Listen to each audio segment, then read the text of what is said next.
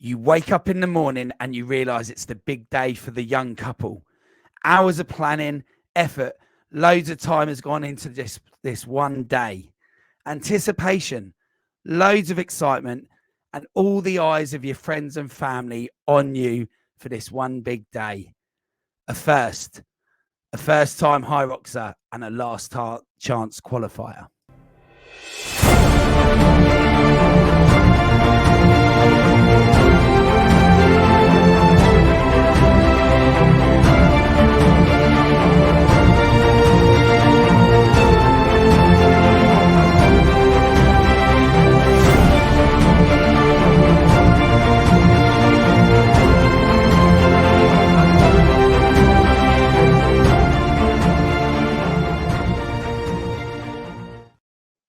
Hello and welcome to On the Rocks podcast with me, Coach Marshy. Hope everyone is well. We are going to bring in our guests today. We've got two guests with us today. Welcome, JK and Georgie. Hello, welcome to the show. How are you? Hello, very well. I feel very inspired after that. Yeah, that was a great intro, Coach Marshy. Although I reckon Georgie could probably say that it was her first solo race of the weekend, but she's probably you're probably more of an expert than I am because you've watched me so many times. I'm an elite in the spectator field. Yeah. I mean, yeah, and let's be honest, spectating's not an easy part of Hyrox, is it? No, it's not. I mean, I appreciate probably on the grid format, Georgie, it has been easier to watch, but you know, when you're running around the various stations as a spectator, I've done it loads as a coach of all of our guys, and you do have to sort of battle with the people a little bit to get in the right position. Especially when you're watching James's race, it's everyone wants to watch it, and I'm there trying to support, get content, everything, and I'm like trying to dodge people out, like push people out of the way.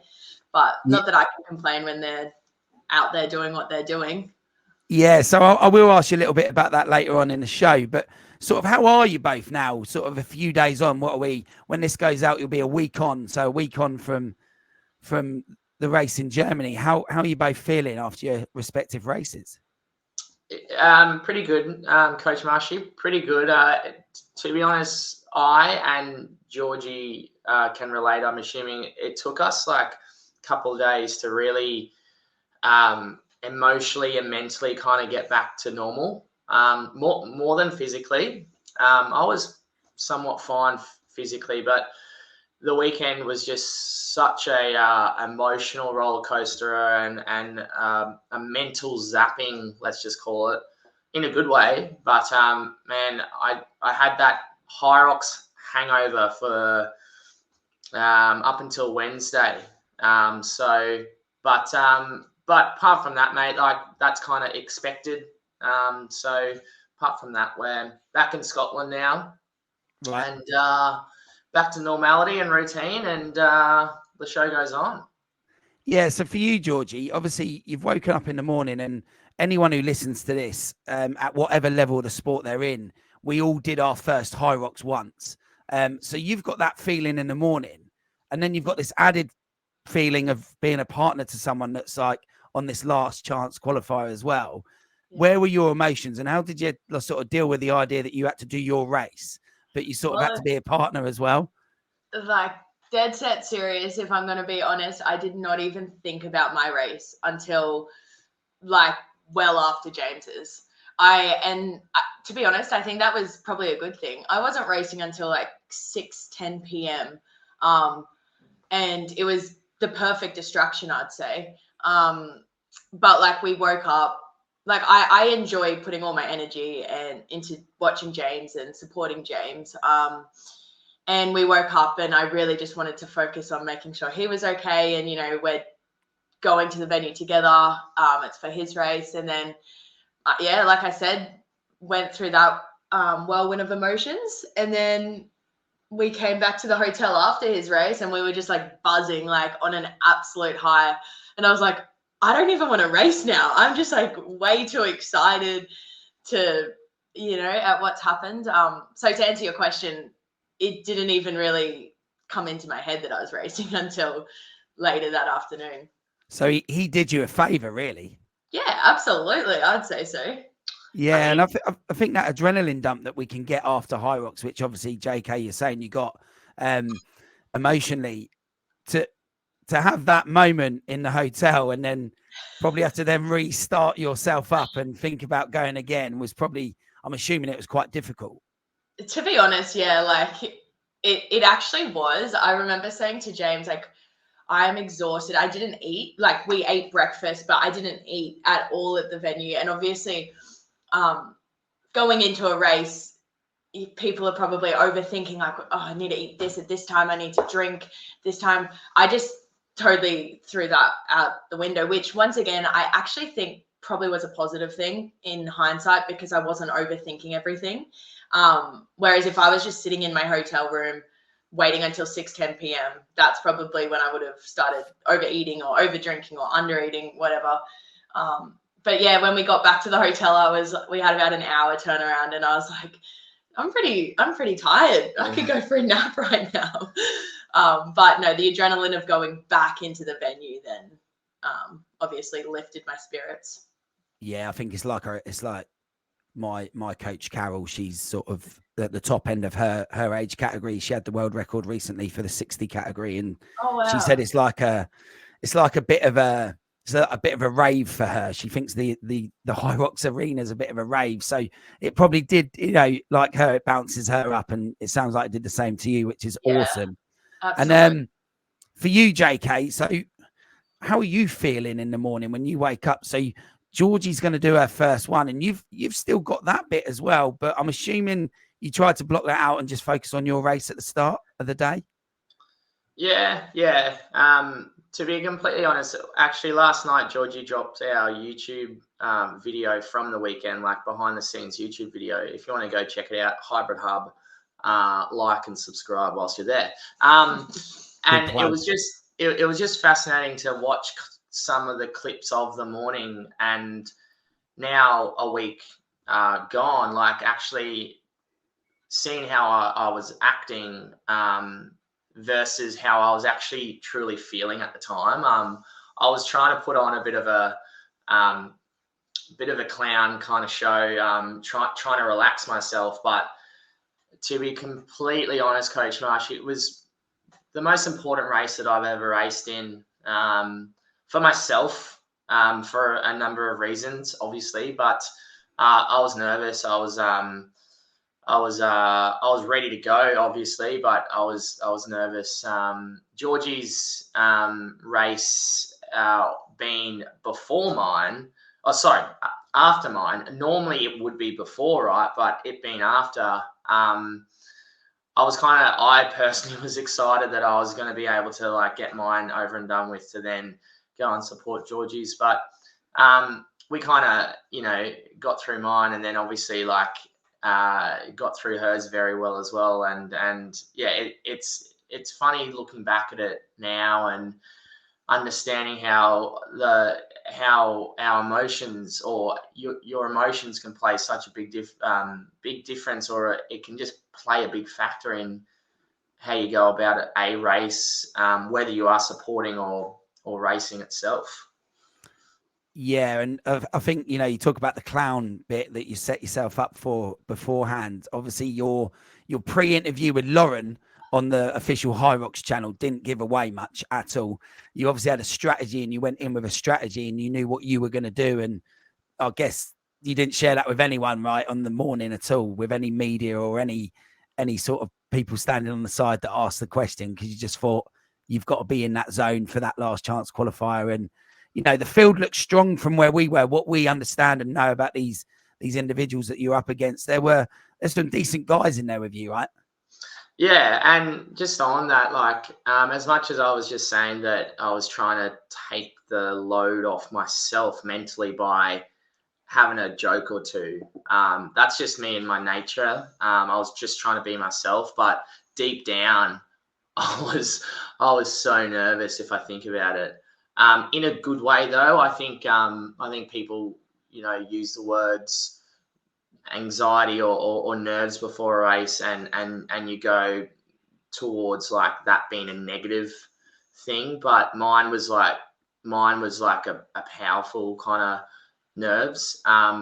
You know, and that was, you know, hours before the race. But once I got into the venue about an hour before my race, I was dialed in. I've never been so mentally dialed in to a warm up, and then obviously the race itself. And you can kind of see that in that in that little clip that I got interviewed by Lauren and didn't give away much. And yeah, like, yeah. And it was different for you guys than it was the girls, because obviously there was only the one spot for you, whereas in the girls' race there was more spots. But I mean, that must have, the pressure of that, you know, as we're watching like the live footage that we could get on Instagram, I was kind of watching it thinking, wow, the pressure they must be feeling, those boys, on that moment, that they've got literally whoever comes first, like the podium, almost everyone must love a podium, but coming second really was nowhere in that race.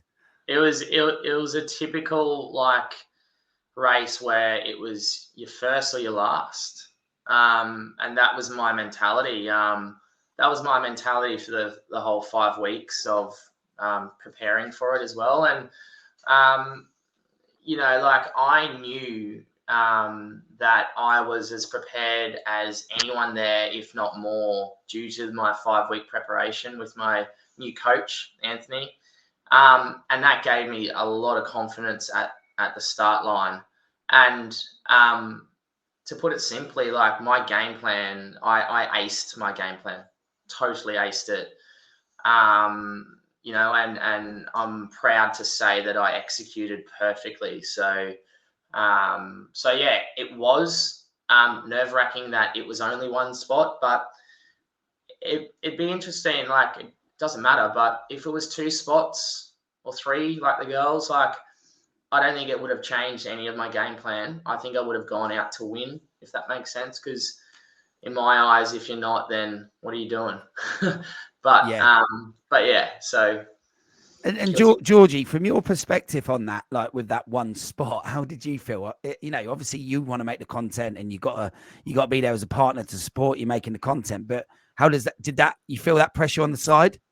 Oh, yes, without making it about me, like, but honestly, I was probably just as nervous as James.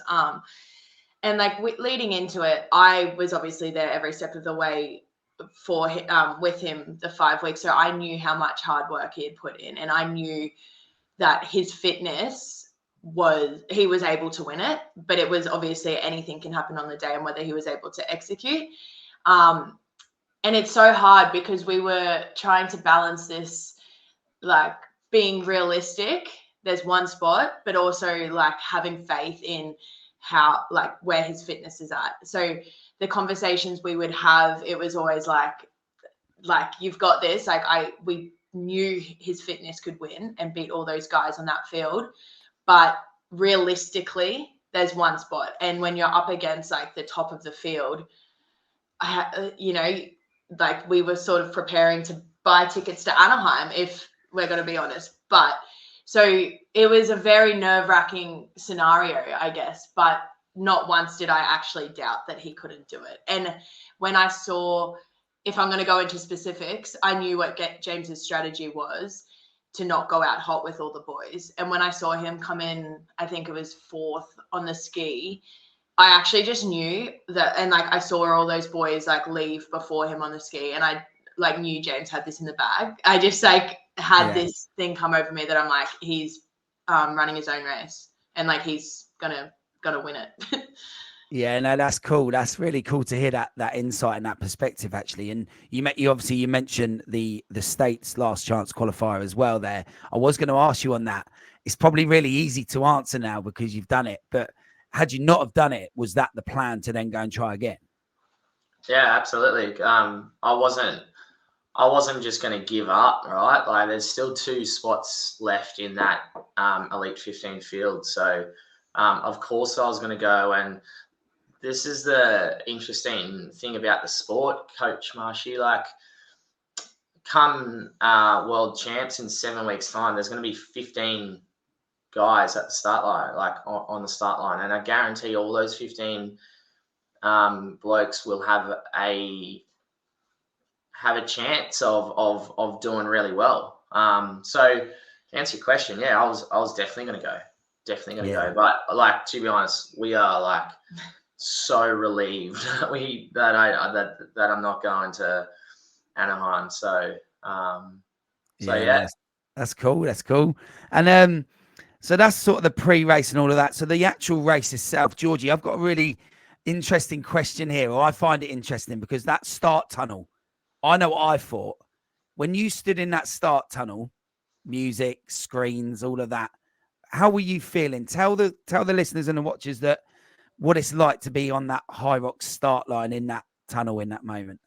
Oh, it was so exciting. And can I be honest? Like as James mentioned, I have done a doubles before, and doing a doubles compared to, well, my personal experience, I was actually like so much more excited this race because of my lead up to this. Like I felt a lot more confident, and obviously they've done a bloody good job at like hyping you up in the last like 2 minutes, and they have that countdown, and it's quite funny. Like I'm not sure if the males tunnel is the same as the females, but there's a lot of cheering going on, and like when they I think they get some of the elite up on the screen to give you a bit of a motivational speech. And they did that, and then at the 1 minute countdown, the girls are like, "Yes, girls!" And they're screaming, and then everyone's like cheering, and I was like, "This is hilarious!" Because it was very different to when I had done a doubles. And then I actually made a friend on the start line, and then I was obviously, as soon as I left, she was my main competitor, so I was like, "I'm gonna be beating you, don't you worry." But no, it's a very like, just your adrenaline is just pumping on that start line, isn't it? Yeah. So yeah, it's very cool how they've done it. And then from your race point of view, Georgie, how did it go for you? Did you, obviously you've done a double, so you're used to that kind of in and out, you go, I go approach, but you know, those burpees aren't the same when it's just you, right? Oh, 100%. Yeah, no, the burpees are definitely a lot harder doing the full 80 meters yourself. But it was like very different to the doubles, to be honest. If I'm going to be honest, I actually preferred the solo, doing it by myself, purely just because I was like 100% in control of like the race, if that makes sense. I didn't have to like sort of feel the pressure to run a certain pace or pull a certain pace on the rower. And honestly, like since my last doubles, I've just like trained very hard as well. Not necessarily for this particular race, but just in general. And I feel like my fitness has definitely improved, which definitely helped with the race on the weekend. Yeah, but no, I overall, I really enjoyed doing it by myself, to be honest. And that, yeah, now that you've done that solo, have you ranked your kind of worst free stations?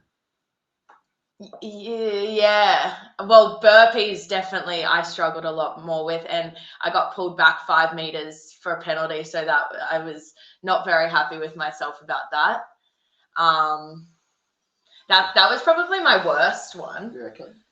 I would say my worst one. That's the one I struggled with, and I'm sure anyone who's done a Hyrox can relate. Like running off that, I took a lot longer to actually recover from. And then I'm going to just say the wall balls as well. I really struggled with the wall balls, which I didn't think I would as much as I did, but I really couldn't catch my breath on that. Yeah. And then the sled pull. Yeah. They're my top 3 worst. Did you feel the sled moved all right? Yeah, to be honest, like it did. And like I don't have the experience to compare the center equipment to the old equipment, right? But like if you ask James about it, I'm sure he'll say like it's all just the same. It's all hard. Like, but to be honest, like it moved fine. For me anyway, like I felt like it was just hard. Like I don't think it's ever going to be easy, right? Yeah, no, I mean I haven't touched it yet, so we'll get it in Olympia. I think that's the first time yes. we're gonna. Yep. we're going to use it. So, speaking of the burpees, JK, they were strict on the burpees, and I think you even got one yourself as well. Did you? 5 meter back? Yeah, I got a 5 meter penalty as well, and rightly so. I think. I think it's good that they're probably being a little bit more harsher on the burpees. But it's got to go across the board, right? They can't just be harsh on the last chance qualifier and then not for the next race or. But they're doing their best themselves, Hyrox, to make sure that the standards are met and also standardized as much as possible. So I think it's a good thing that the burpees especially are more, I don't know, harsh, Yeah, no, I agree. And I think, like you said, across the board is important, and that hopefully will be seen, and hopefully the volunteers and the judges will keep coming forward so that is more possible in the big mass race as well. We noticed on the coverage of Hyrox from their highlight show that it did look like there was a bit of elbows and argy-bargy going on with the boys a little bit, especially out of the ski erg, to get around that sort of hairpin. And at other times as well in the burpees. Obviously, I think you were at the front of that, so you might not have got involved with the burpees, but it looked like there was a few elbows and it was a little bit physical out there. Would you say it was actually like that? Yeah, absolutely. And from my kind of experience, I didn't experience the burpee argy-bargy, thankfully. But from my experience coming off the ski erg, it's hard to describe because like when you're in the zone and dialed into your own race, sometimes it is easy to have the blinkers on and just focus on yourself. And all I remember was, my last pull on the ski, saw the 1,000 meters and I just wanted to take off, right?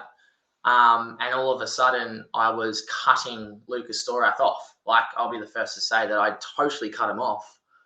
And it does look as if I've absolutely totally kind of like went like that. But I mean, I didn't get a proper chance to talk to him afterwards, actually. But I think at this elite level, let's just say, I think most of us understand that there's no one out there like really wanting to, give a hip and shoulder and actually make another athlete, injured or suffer, and that's all I was like. That whole kind of clip, and you can see it, right? That's not a reflection on me not liking Lucas Storath or anything. I love the bloke. He's a great guy, great athlete. It was just a reflection on how dialed in I was to myself. And that's how I kind of view it.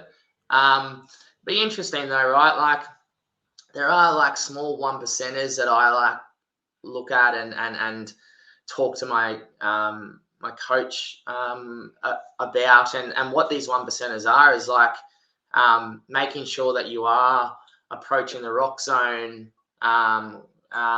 with the aggression and those type of things, right, means that you can get really close to other athletes. So you do have to be careful.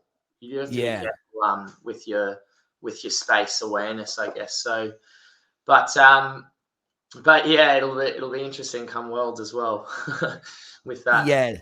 I mean, obviously the girls Elite 15 are very public about how they're all friends and like the support and everything like that. You hear a lot of that. Obviously, we just take that as face value as consumers of the sport and participants. For the boys, are you all friendly? Lots of congratulations going on after the race. Everyone happy for you, kind of thing. Yeah, I think like there's two kind of, not two. Sorry, like I could regard like 3 or 4 of the blokes in the 15 or trying to get into the 15 as some of my good mates now. I'll be honest with you, like it's life, right? Like you don't get along with everyone, and like you've got to be okay with that. most of the 15 or most of the elite crew, we are friendly with each other off the field. Like, I speak to a number of them about training, about how they're going, how their health is, how their families are, right? So at the end of the day, like, we're only human beings, and we want to be social with the people we want to be social with, right? But I'll be the first to say, like, come the warm up, and come race day, and come being in that race. What's the right thing to say here? I don't want them near me. I don't want a bar of them. Yeah. I don't want a bar of them. I hate them. Yeah. Yeah. Like 100% hate. Yeah. Like, and that's so my sole kind of divide there is race day and racing against them, right? Graham Halliday, Bo Wills, John Wynn, Ryan Kent.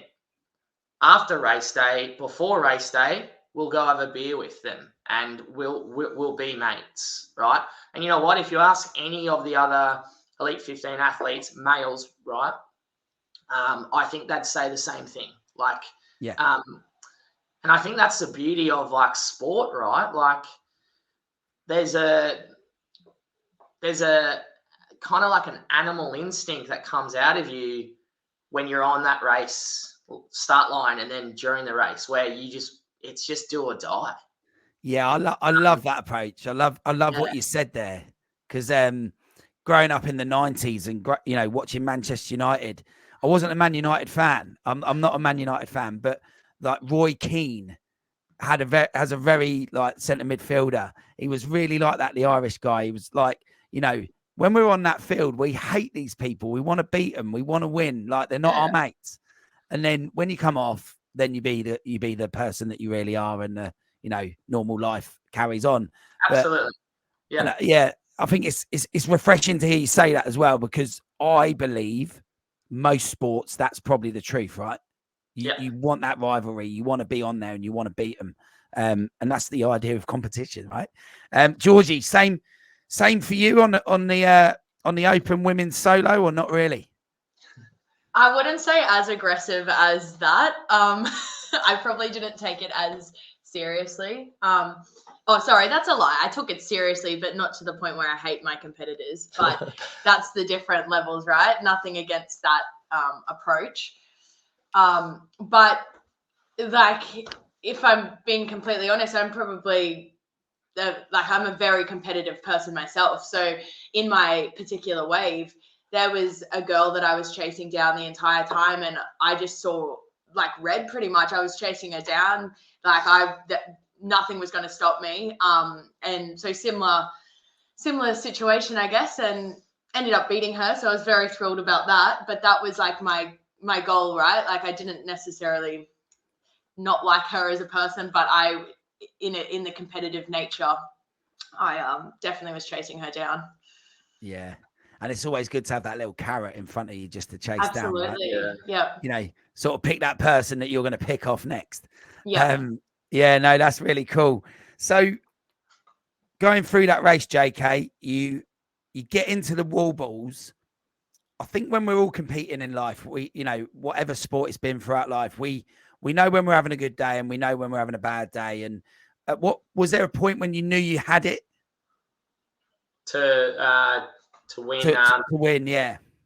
To be completely honest, the second run for me felt so good. I felt so bouncy and in control of my running. And I'm not saying I knew I won there, because I wasn't even in the lead, but I was like, hang on a second, this is going to be a good day. To be completely honest, I knew when I took the lead off Harry Thompson in the fourth run that it was going to be hard to pull me back, because of how good I was feeling. And I think that kind of, like, I'm able to say that on reflection, because I was a minute in front of second after the farmer's carry. And then and then after that, I actually put another minute and 45 seconds on them, which meant that I actually, I was able to kind of close even harder and finish off a lot stronger. So yeah, like if I look back at it now, yeah, like I was so dialed in, and I knew that it was going to be like a really good race right from the get-go. But as soon as I took that lead, I was telling myself, there's no way in hell anyone else is going to come close now. Yeah. Yeah, no, it's cool. And obviously, unfortunately for the last chance qualifier, they didn't have like live coverage in the same way as they've had for the majors. So we kind of, we watched Greg on Rock's Life and, those guys that did live follow-ons, and that was great to see, but we didn't really capture it until we saw the official footage come out. And a perspective I'd like from both of you is, they say a picture says 1,000 words, but film shows 1,000 pictures. And in that moment, that emotion that you had across that line, and when you finished, and then when you embraced with Georgie at the end, it'd be nice to know both perspectives of that moment, because it just looked emotional. I'd imagine people got emotional when they saw it as well. Yeah. Do you want to go for You tell your perspective. Oh, well, I think to sum it up, like, we've put my heart and soul into the last 6 weeks of training and for Saturday's race, like for the last chance qualifiers and the last chance qualifier. And that emotion that came over me was just pure relief and pure gratitude of what I just did. And it was just uncontrolled emotion because of the last 5-6 weeks. It wasn't to do with like necessarily the performance that I had. It was the dialed in approach, let's just call it, that Georgie and I have had with our life and our training and our recovery and our nutrition the last 6 weeks. And not only that, like, I'm the first to say that as soon as I crossed that line, there was no one else that I wanted to see apart from her. Sorry to say, like, I didn't want to be congratulated or be spoken to by anyone else. I just wanted to find Georgie, because if it wasn't for her, like, I wouldn't have done what I did on the weekend. I wouldn't have had the last 5-6 weeks of dialing in. I wouldn't have had the support. And yeah, looking back at the footage is pretty special, yeah. It's still kind of like hard to describe as well. Yeah, it looked really raw. It looked so raw on the footage. So in real life, Georgie, what was it like?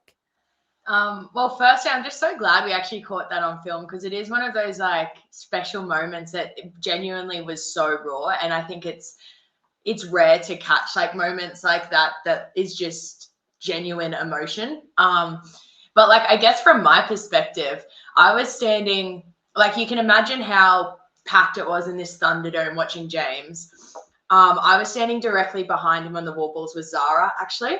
And when he got to about 70 wall balls, I like was shaking. I was crying. I was like, I just can't believe like this has happened. And I guess similar to James, it wasn't anything from my perspective. It wasn't about making the Elite 15 at all. Like, that's amazing. That's a bonus. But it was how hard he has worked for that. And it was almost like it's just all fallen into place and it's all worth it, if that makes sense.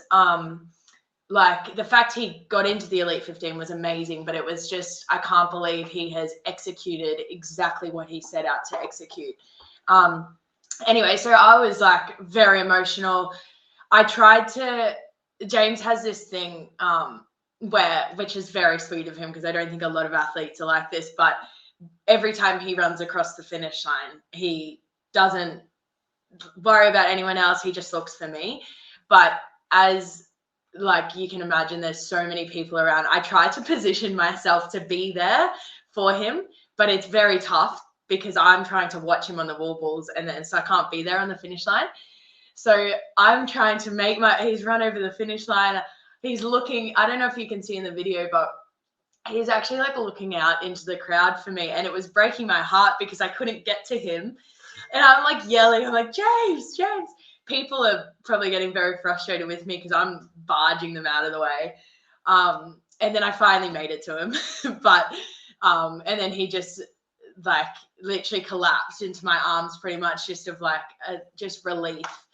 And it was just such a special moment.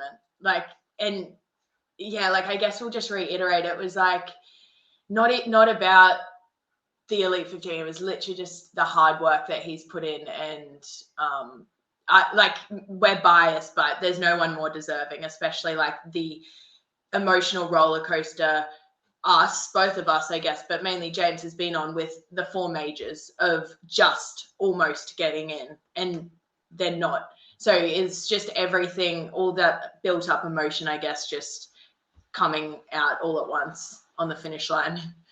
Yeah, and JK, I'm going to ask you something, because you've alluded to it. I think you've alluded to it a few times. This is you're the athlete, but this is not just yours.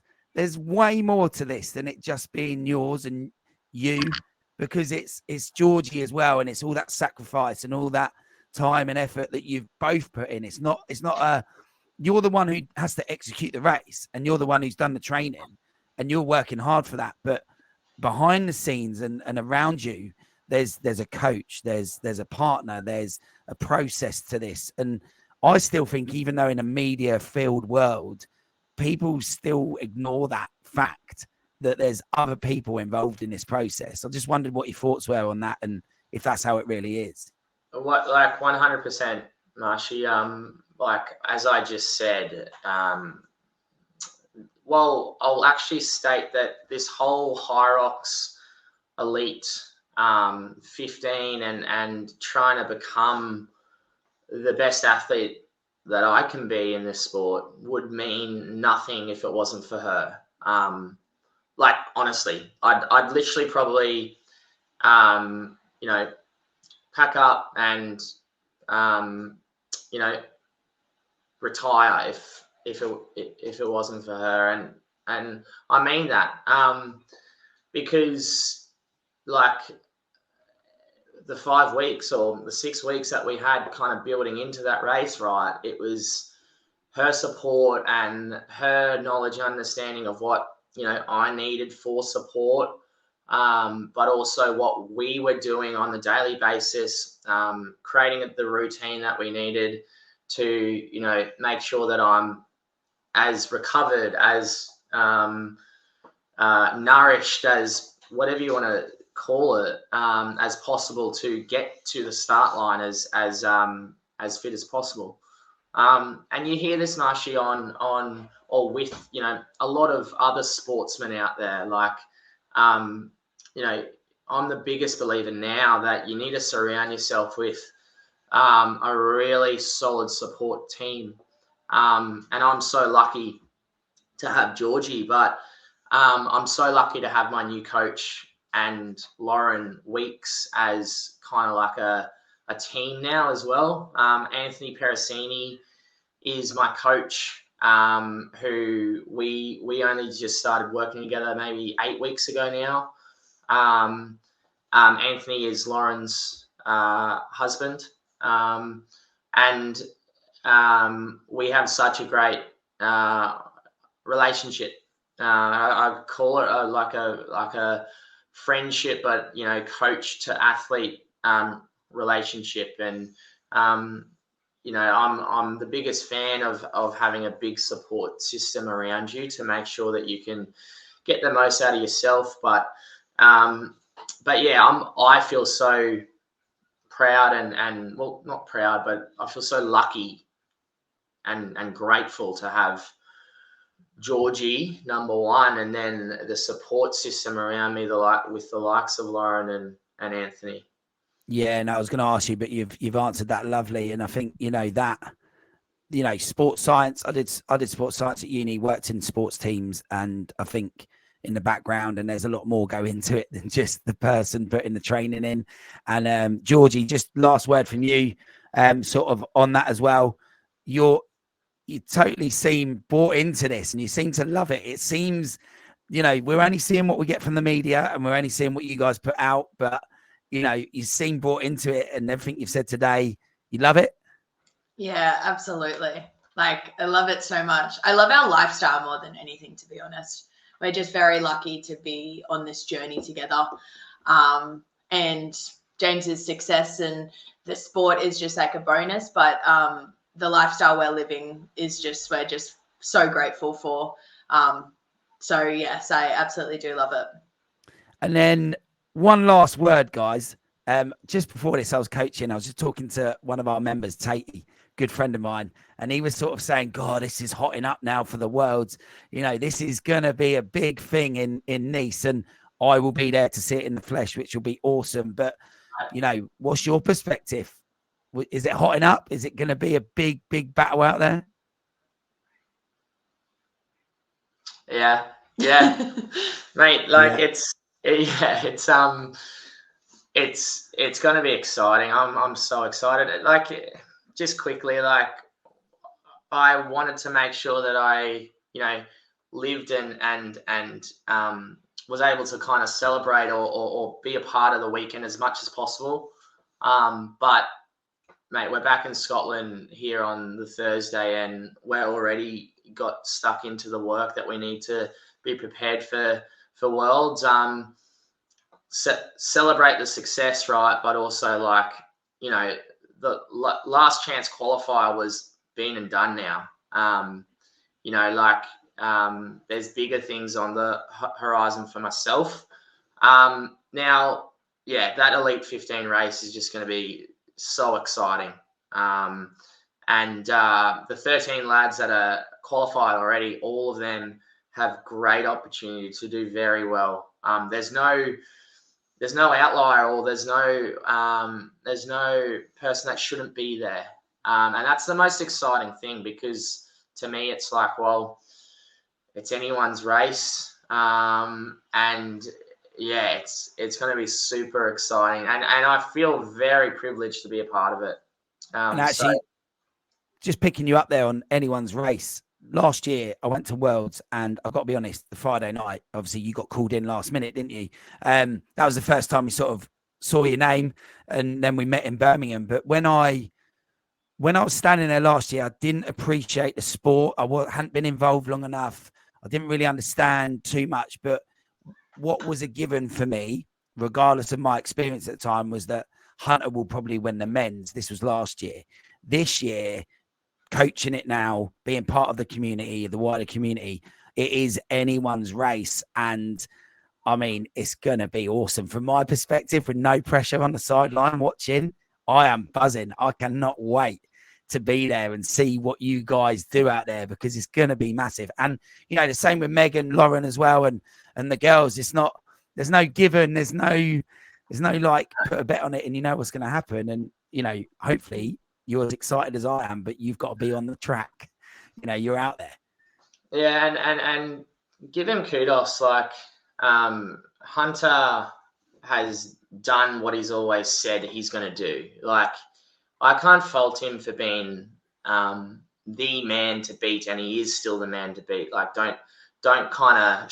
I'm not shying away from that at all. But I think the sport has gotten so much better within a space of 12 months that he knows that there's 3, 4, 5, 6 other athletes clipping at his toes now, or clipping at his heels, and he needs to be on his game, which is exciting because, that's what he wants as well.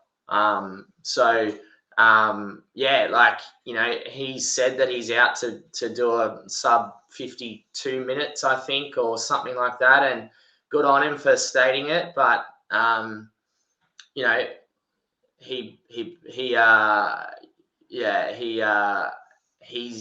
in for a race, let's just say, not a time trial, so to speak. Yeah, no, awesome. So I'm sure we could talk all day, and I'm sure that we could pick your brains all day. But I just wanted to say I really appreciate your time, and thanks very much for coming on in what must be a sort of a really busy fallout week for you. And like you said, you've got some training to do now. You got what is it, 7 weeks now, and you know, good luck for it. And we'll personally see you there. Me and Carol will be there Awesome. from our sort of Purple Army crew. But yeah, we'll catch up in a second off air, but I just wanted to say thanks again. We'll pop all your links and everything into the description as well. Obviously, JK offers training as well, and you can train with JK online as well. So I'll share all that in the description to make sure that everyone knows where they can find you and look at all your YouTube videos and all the work that you do behind the scenes as well. I'm sure, Georgie, with the video editing and the video capturing. So we'll make sure we share that. And to everyone who's listening or watching, I really appreciate your time. Don't forget to like, share, subscribe, and leave us a comment and what you thought of the episode on the YouTube channel. That would be much appreciated. And hopefully we can meet here again to talk more on the rocks.